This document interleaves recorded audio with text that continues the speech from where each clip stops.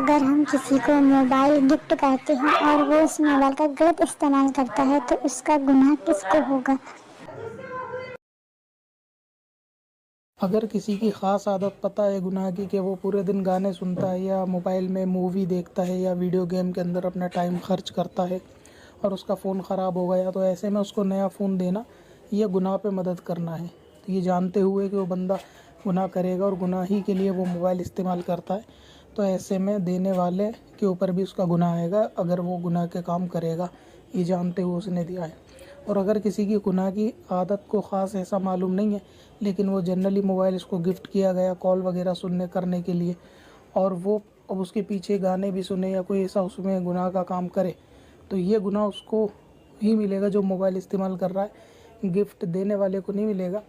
لیکن یہ ہے کہ گفٹ دیتے وقت تاکید کر دینی چاہیے پھر بھی، لیکن کسی کا ایسے ظاہری گناہ ظاہر اگر نہیں ہے تو دینے والے کو نہیں ملے گا۔ ہاں، گناہ ظاہر ہے کہ وہ اس سے گناہ کے ہی کام کرتا ہے، کیونکہ موبائل سے آج کل جوا بھی کھیلا جاتا ہے، سٹے بھی لگائے جاتے ہیں۔ السلام علیکم حضرات۔ دیوالی کے موسم میں مسلمان کا دیوالی کی دکان لگانا کیسا ہے اور اس کی کمائی جائز ہے یا نہیں؟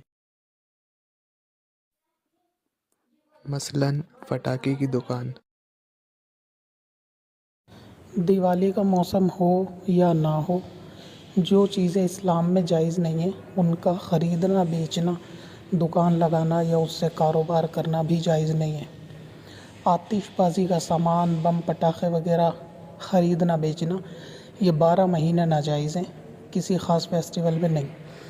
ہر مہینے میں ہی اس کی خرید و فروخت یا دکانداری نہیں کی جا سکتی۔ اسی طریقے سے جو کام ناجائز ہیں ان کے ساتھ بھی کاروبار کرنا یا ان سامان کے ساتھ کاروبار کرنا 12 مہینے ہی ناجائز رہے گا، اس کی کمائی بھی جائز نہیں ہوگی۔ السلام علیکم ورحمۃ اللہ وبرکاتہ۔ حضور، میرا سوال یہ ہے کہ جیسے آج کل فاتحہ خانے میں رکوع پڑھے جاتے ہیں، تو کیا کسی نے 29ویں پارے کا رکوع سے فاتحہ شروع کی تو کیا اس سے نیچے کے جو پارے ہیں وہ رکوع پڑھنا مکروہ تحریمی ہوگا؟ کیا ہوگا؟ اور پچھلے جو سوالوں کے آپ نے جواب دیا اس کے لیے شکریہ حضرت، بہت بہت شکریہ۔ فاتحہ خانے کے اندر قرآن کا ترتیب سے پڑھنا لازمی نہیں ہے جس طرح نماز میں پڑھنا ضروری ہے۔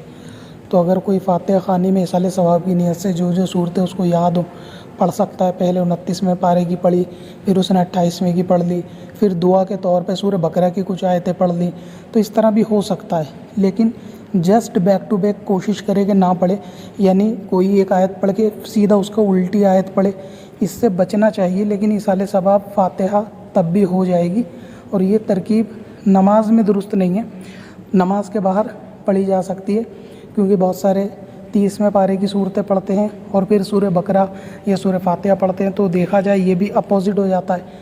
تو اس کو پڑھنے میں ایصال ثواب یا فاتحہ میں حرج نہیں ہے۔